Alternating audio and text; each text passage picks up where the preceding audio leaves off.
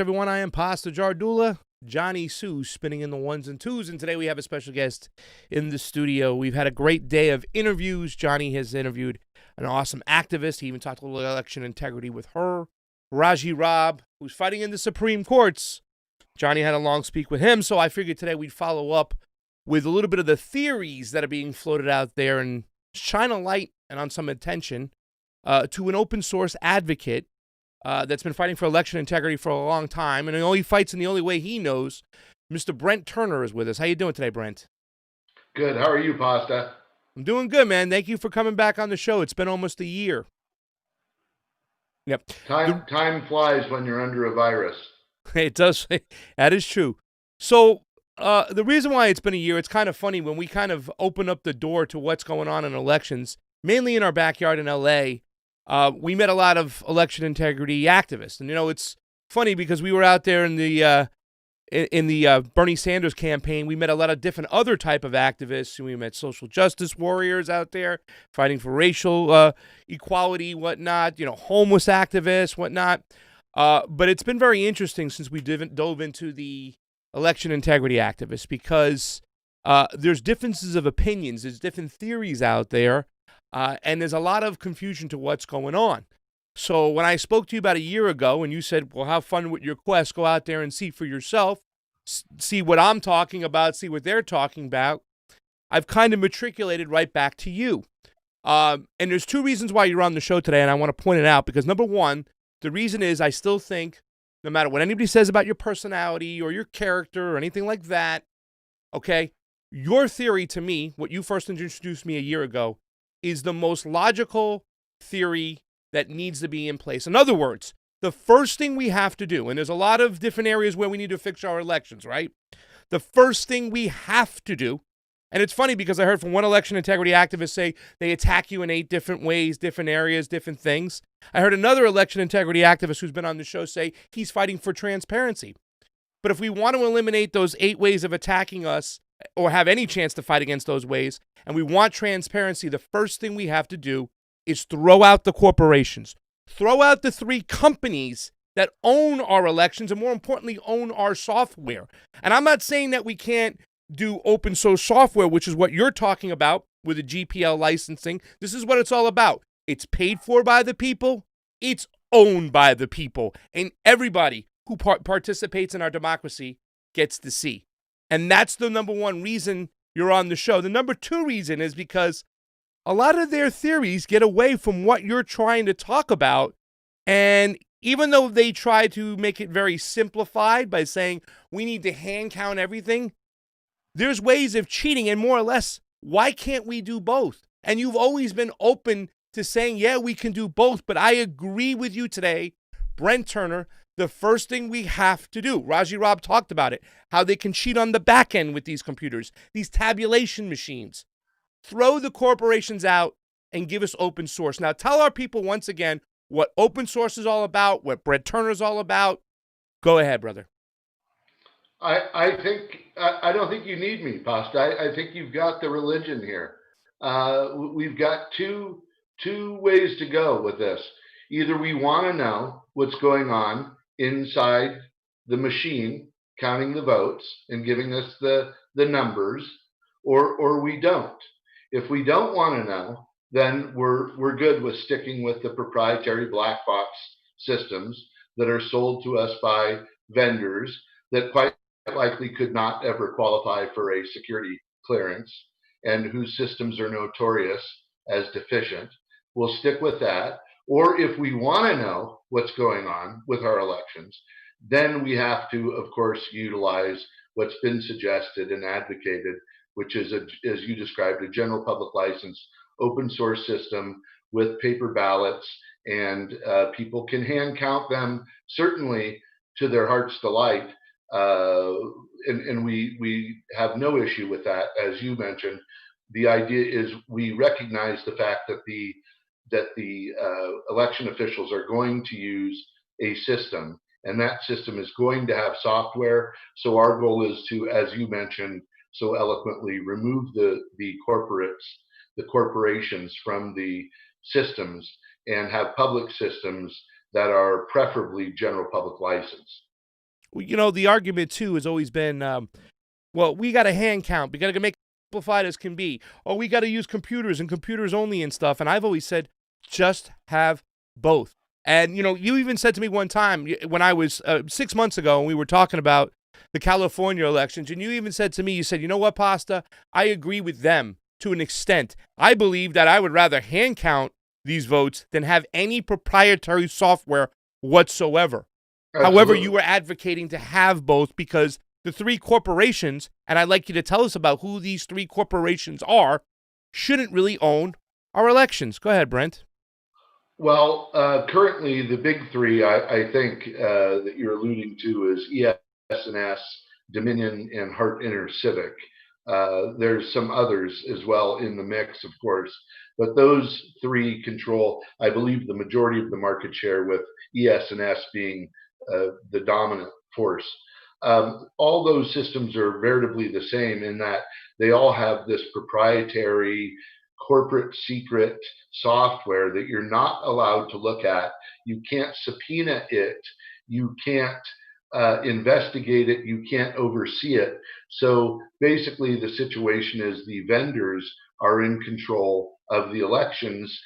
Certainly, they are in more control than the election officials, who are very reliant upon these vendors. And really, oftentimes, we see them hiring vendor trained, what they call seasonal workers, and they'll come in and they'll be vendor trained folks from Texas, if you're using a Hart Intercivic system, for instance, and then they'll be the ones that really are hands on, familiar with these particular systems and getting them to tender vote counts, which then are basically turned over to the election officials and announced. So until we cure this issue of that black box system that has been demonstrated time and time again, I mean, this is not breaking news that you cannot appropriately secure a voting system with proprietary code. We have good advocacy going on at moments from the Department of Defense, NASA, other organizations that are in countries that are utilizing open source efficiently. Yeah. Also, just so you know, New Hampshire currently is utilizing a system that has components that are open source, but unfortunately, their tabulation system is not open source, as that's been blocked from becoming a complete open source system. I think that's important to point out too, because they throw this little red herring up there and oh, our California, now Los Angeles machines are publicly owned and it's open source. Well, first of all, that's just a ballot marking device. The tabulation machines, which people have to really understand, this is a device that marks your ballot. There's a device that counts your ballot. Well, those tabulation machines are not open source. They have proprietary software in here. And those companies that you just talked about, Brent, not only do they have open source software, it's also proprietary. They don't have open source, I'm sorry. They have proprietary software.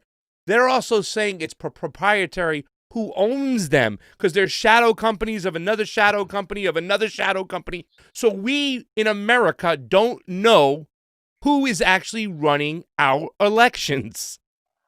I would say anybody that says that they know where the vote counts are coming from, and tell you that they know that the vote counts are accurate and secure, I would say that goes against the science here, and there are computer scientists involved, and I think it's fairly stipulated amongst the grand majority of computer scientists and technologists that these current systems are terminally flawed.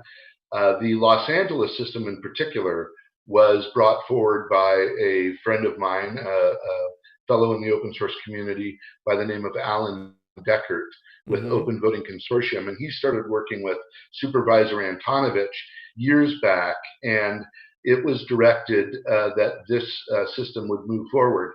Unfortunately, Alan was not involved with the build out of the Los Angeles system, and some folks that were not appropriate for involvement took over the project. And what happened is what you see, the implosion on the launch pad the last time, And first and foremost, these are not open source. This is not an open source system. It was not developed in alignment with open source principles, and it has not been properly put in a repository for public viewability and inspection. Yeah. None of that has happened. So it's very interesting and quite scandalous, actually, that Los Angeles has $300 million spent on a system that was purported to be open source. It, in fact, is not open source per the Open Source Initiative. It was announced as open source by Secretary of State Padilla, who is obviously confused or worse. And so now we have a confluence of people like Dean Logan, Alex Padilla, and others failing to get this right. And that's shameful, because that system was to be the shining star for the United States and the example of what to do for the United States. And instead, it's a failure. And I don't think you can put a Band-Aid on it. I think it just has to be completely replaced. It's funny because, like, Raji Rob was just on the last interview, and he was talking about, he wants to get a manual of the machines, the tabulation machines, but he'll never get it because it's proprietary software. But if it was open sourced, we would have the manual beforehand. We would know everything that's going in there. It would be completely Absolutely. transparent. Also, when it comes to Alex Padilla, didn't you question him about open source? Didn't he have to retract that statement too as well? I think he might have retracted it. I think he did. And we had an article. He said that because I even asked Jeff Klein for the source code, because to be open source, we have to get the source code, correct? Yeah, that would be good. Can I show you a quick video? I mean, they've got control. They've got control currently, and they're not. I don't think they're going to relinquish control, and they're just doing their own thing. They wanted to turn it into a moneymaker for somebody, and I think, well, put it this way: the most surprising element of all this, in my opinion, is that authorities have not descended upon the situation and taken matters in that direction. You talking about police department, FBI, CIA? Well, hopefully not the CIA or the FBI. Well, the FBI, I think, would be okay. I don't know. Law enforcement, I guess. When they look into that 300 million and see where those contracts, what happened there, I assume there is some heavy explaining to do, because res ipsa locator, the thing speaks for itself. The final result was disastrous and preposterous, and it's not getting better. Now, hopefully they'll make it through the 2020 election somehow.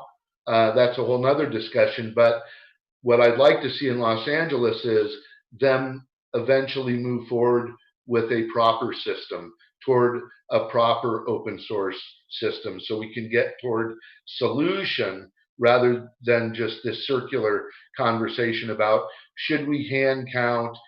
Of course, do a hand count audit 100% at the precinct previous to transportation of the ballot. That's a great idea. However, if they don't let you do that, at least make sure that you have open source running the central tabulators, because that's where the next piece of the puzzle happens, as you know. Well, here's me. I'm going to ask Jeff Klein. I caught him at a meeting. We kept on pushing him on a lot of things, like when you're going to train the people, how much training you're going to give them. We saw this as like a slow-moving, like 3 slow-moving meteors. One with the tabulation machines in the back of the house, the other one with the front, the way they were setting up this whole election where people waited for hours and hours and hours. And the other one was the mail-in one that we saw. I'm like, oh, this is going to be a disaster too as well. We started asking questions about who's making their mail-in ballots, where are they going, where are they being mailed to. People didn't even understand that they weren't even mailed back to Norwalk. They were mailed to P.O. boxes, and somebody went out and gone and picked them up. Well, they could do whatever they want with those mail-ins at that point. They have so many different ways to cheat. But one way we want to really catch them on saying, because they're trying to twist the narrative of what open source is. And here's me asking Jeff Klein, where the source code? Do you know when we'll get the code? I'll give you my card and you can email me and I'll see if I can find it for you. Okay. Yeah. Okay. Question.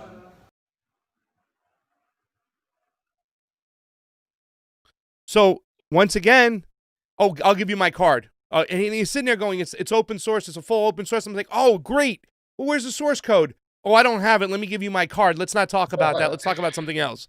And then later on, I said, I really wish there's a you'd give us the source definition code. to open source, a universal standard, a worldwide standard. And what Los Angeles should be doing is speaking to people that have been the pioneers of this work, of open source. They don't necessarily need Richard Stallman, but they should be talking to Brian Fox and Dr. Juan Gilbert, people that have moved forward with this work. And this is not rocket science. This can be accomplished. The problem is there's a lack of political will occurring because you have folks like Microsoft and Oracle and other lobbyists controlling the political environment. And then you have all this dysfunctionality and corruption throughout the ranks that really, I think we see what the end result is. So what we have to do is have a complete top to bottom overhaul of all the surrounding practices and procedures and chains of custody and all that. But at its heart, we have to make sure that it's not a secret software code that we're not allowed to see. I mean, obviously, this sounds childlike, the conversation, and I think everybody understands it at this point. But there is confusion in the activist ranks for the election integrity movement. I think that's likely caused by what we call open washers, which are people that purport to be open source voting advocates, but really come out of corporate, and they're sort of spoofers to that extent. It's an interesting term that is known, called open washing. And then, of course, we have the affectation of some of the people that do a lot of the fundraising in the environment of election activism. They also, and some of them are the bigger franchise models, they have been remiss regarding open source. What they do is they talk about audits, which of course you have to have as robust of an audit as possible. And they talk about paper ballots. And of course, you have to have a paper ballot. That's great. Later, we could talk about the technologies that can be argued that you don't need a paper ballot, but we are paper ballot advocates. We pioneered paper ballots for California. So these open source systems that we talk about utilize a paper ballot. And then what we're saying is these champions within the activist community, they've conveniently left the paper ballot part out. I'm sorry, the open source part out of the conversation. So they'll talk about paper ballots and audits, but you don't hear much conversation about the software that actually tabulates the votes. And this is evidenced again by the whole mail-in ballot conversation, where the whole country is focused on, should we mail in the ballot or not? Well, my position is, I don't care if you mail it in or send it by courier pigeon or vote in person, whatever you want to do. But at the end of that process, how about we focus on how it's being counted? And right now we're counting it with a secret software. And I don't know if people even grasp that. I want to think we've educated some, but let's talk about that. Obviously. The tabulation machine for Los Angeles, right? That's the Smartmatic.com, Smartmatic machine, right? Yeah. How long have we been using that tabulation machine for? I don't know. The names just change, Pasta. Yeah. They're always if it's proprietary, it's proprietary. You can put it in any box. It doesn't matter. Yeah. Call it Diebold, call it Smartmatic, call it whatever you want. It's a system that you have no control over that's doing whatever it wants. Yeah, I think a lot of people don't grasp the fact, too, that the ballot marking device doesn't count their ballot. It's that tabulation machine. Johnny actually went to watch the counting one night and saw that had internet in the room. It's like, why is there internet right in this room right over here? Had the Ethernet cable and everything. It's like anybody could just tap right in and change it. What's Dean Logan's This could all be happening. What's that? It's very hard to prove up because the systems themselves are designed to prohibit oversight or inspection. Yeah. So this could all be happening, or little pieces of it, or maybe in some spots, maybe in a lot, nothing's happening wrong. But the fact that it is so poorly designed and utilizing an inappropriate software is ultimately problematic. We need to just change these systems out and switch to the public software, public voting system model, and really have a lot of public involvement every step of the way, with the counting, with the auditing, with everything. And we don't want small counts. We don't want spot checks with our audits. We want robust audits, obviously, again, in real time, by the way. Time is not your friend as an election system analyst. Yeah, the longer you have the wait, the more hours they can cheat. And that's correct. You want to attack that thing and knock it out. Yeah. What about Dean Logan? What's his history? Well, Dean came, as I think everybody knows, out of Washington, and his history is sordid. He has, been no friend to the integrity movement.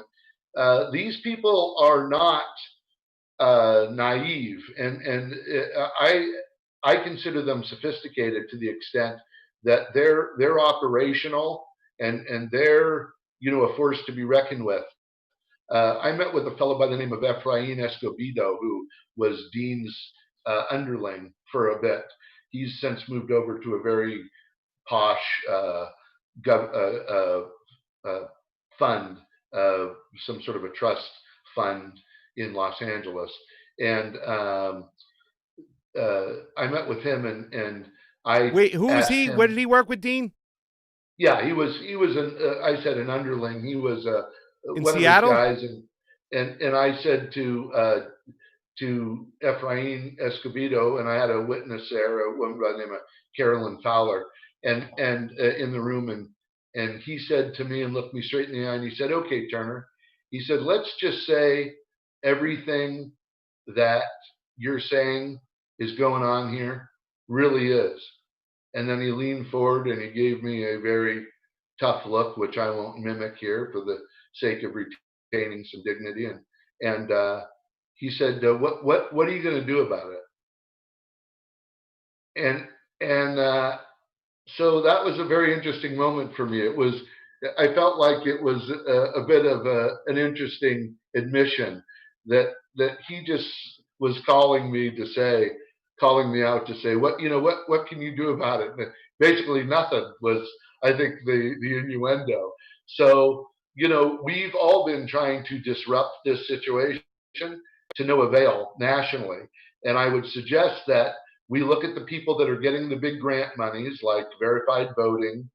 David Dill, in particular, is allied with Microsoft. I think that's out in the public now because he's had board members step down. Philip Stark and another fellow have stepped down from the board. Let's talk about Dill for a second. Who is David Dill? Because his name comes up a lot.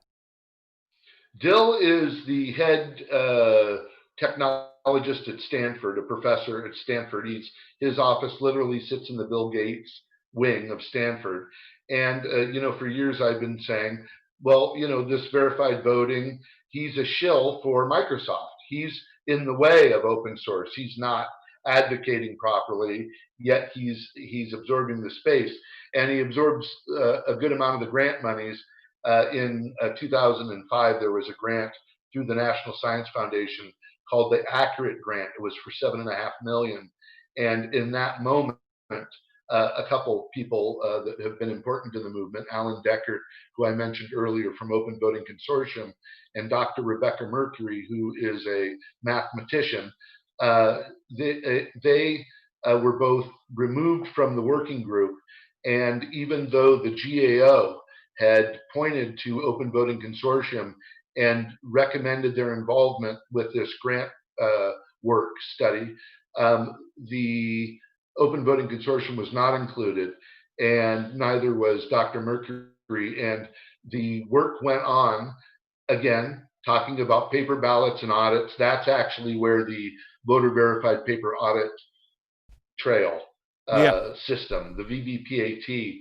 That's where that came from. That was a bastardized design. Dr. Mercury actually came up with that design. That was taken by David Dill and manipulated to the point of dysfunctionality. And that's the current system that we've had. So you're saying in 2005, when a lot of this grant money came out, David Dill kind of split from Deckard and Dr. Rebecca Mercury. Yeah, Dr. Rebecca Mercury. Who is she exactly? Isn't she an audit expert? She is. And she disagrees with Stark's model, which, is now coming in, that very small batch count audit. I don't know what Stark's model is. Whatever they're using everywhere now. I forget the name of it. Random spot check audit. It's got a name to it. Doesn't LA have a different auditing system than San Francisco? It's basically all 1% stuff. It's small audits that really don't prove up well. Again, the system, the procedures need overhaul, and so it's ripe for manipulation. Not to say everything is being manipulated and that everybody's in on it, but just to say if bad guys wanted to affect elections, which I think historically we know they do, these systems are ripe for that. They're not appropriate for use because they're too porous. They're misdesigned, and we can do a lot better if Microsoft and the intellectual property lobbyists would get out of the way and let people like Ron Wyden and Tulsi Gabbard and others that have sprinkled little mentions of open source in their federal legislation at our direction. They've done that, but we really need to have an all hands on deck meeting right now and say, hey, are we going to secure the elections for the United States, or what are we going to do here? Because I think at this point we're if we're not collapsed, we are near collapse. Yeah. So what about auditing wise, in your opinion, or Dr. Rebecca Mercury, what percentage of an audit do we really need for elections to be fair? Do we need to do 100% audit? Or, is there a magic number? It seems like it would be proper to do that Columbia style New York 100% audit across the board. It might take days to count the hand ballots, but if we have a open source count and then we eventually back it up with a hand audit count, isn't that the proper thing to do? Correct. I would agree with that. I think that's optimal. And then you take whatever you can get. Certainly, you want to fight for the highest number possible. And regarding whether or not there's a magic number, I think in the minds of the mathematicians anyway, there is some sort of a magic number, which at that point you're proving up with some degree of assuredness that you've got a proper count happening. And to your point, that's exactly what you want to do. The reason you can't audit your way to success with the current system is you don't know if the first count that's spit out, if that's a tight count. That count can be bogus. And then if you've got bogus activity already occurring, the second count, which is the audit, that can be manicured to artificially reconcile with the first count. Now you have a worst case scenario. Now you've got matching counts, which appear to be evidencing a proper election, and in fact, it is not a proper election. Does Nancy Pelosi play any role in any of these elections here whatsoever? Well, her daughter Christine helped me put open source elections into the California State Democratic platform. That's, I think, the Pelosi's family biggest accomplishment on this.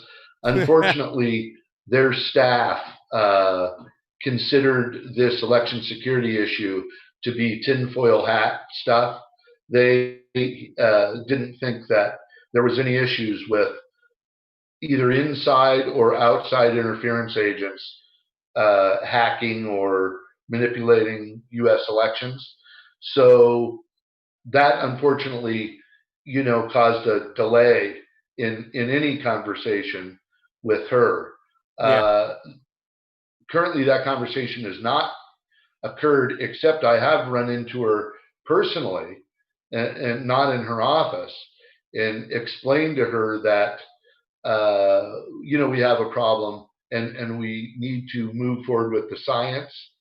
And unfortunately, we haven't seen much out of her or Democratic Party leadership on this, because I think that Microsoft and other major contributors, and I hate the word stakeholders, but I guess they are something, since they got that $15 billion Pentagon contract.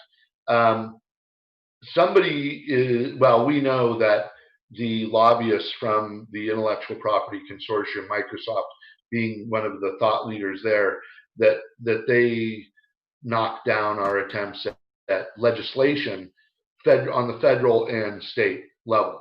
So that's been, I think, fairly well documented, that we have this legislative block occurring that is really detrimental to the national security and getting these systems appropriate. Well, I think it's a long fight, Brent. There's a lot of people in there. There's a lot of people who don't want open source and a GPL license. They want to keep it in the hands of the vendors, because then they can control the outcome, and we will get no progress whatsoever. I mean, I think we can all It's agree. like being on a plane with a drunk pilot that's never flown before, and we're trapped as passengers. I don't really like that feeling. I know you probably don't. No, I'm trying to get him some bread to sober up, but you know. Right. But, I mean, it's something we can all agree with. Once again, I'm here. I have you all back on today because of your theory of where we start, because I don't think we can start anywhere else if we don't throw out the corporations, if we don't own the elections, and if we start there.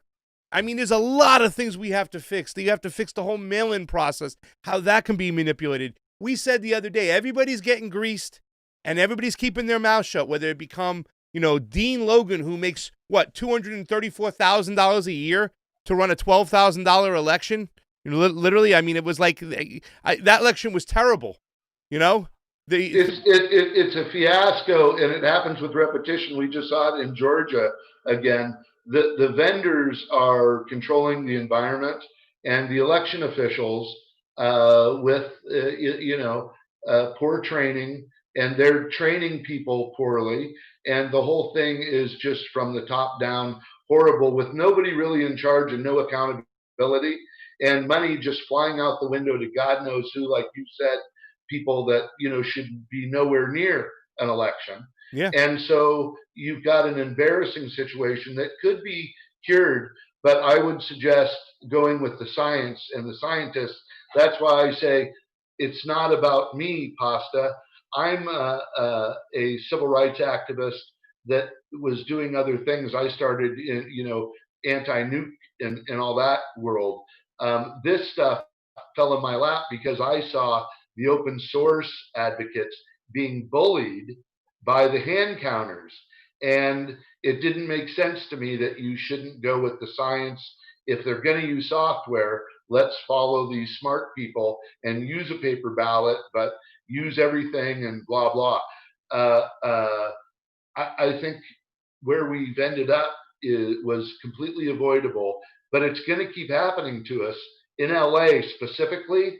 If LA doesn't do, and we have a conversation occurring coming up here where we're going to be speaking to them further, if they don't start listening to the proper people, they're going to have this happen with repetition, and it's not going to be an open source system. Right now, they could declare their software. I think they could show the world what they've been doing and declare their past sins and just come clean and go with the GPL. But I don't think they're going to do that. So I think probably they should all just be thrown out, and everything thrown out, and bring in new people that follow proper open source procedures. Well, let me tell you this much. Raji said on the last thing, it says this system did exactly what it was designed to do. It's fail. And that's what these people who are running these elections, these vendors are chosen for a reason. These vendors play ball. Everybody's getting greased. We have to start here, throw out the corporations, get some open source. Just make it transparent, baby. That's it. Pasta, open it up to the people. Let them look at it. Let them see. What are you hiding? If you are hiding something, you don't want it to be open source, you don't want the people to know, then you're part of the problem. You're part of the elites. You're part of the establishment, and you got to go. Brent, thank you for joining us today, brother. We do appreciate it. Look at the California Association of Clerks and Election Officials, CACEO, C-A-C-E-O. That's an organization that is very interesting that all the election officials belong to. And I hope that the next time we get together, it's under better circumstance. Thanks for doing such a great job. Thank you, Brent. Pasta Jardula, Jonny Sue. Convo out, everybody. Open source. Get it going.